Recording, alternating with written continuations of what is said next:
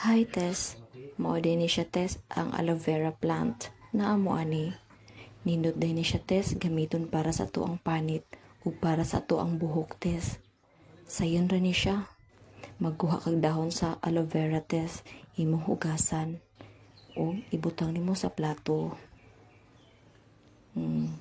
Unya, kanang ihang mga laway-laway Tess, muna siya ang ato ang ibagnod sa ato ang panit ug sa buhok. Tanawa tiso, ato siyang badagan-daganan og baso Tess.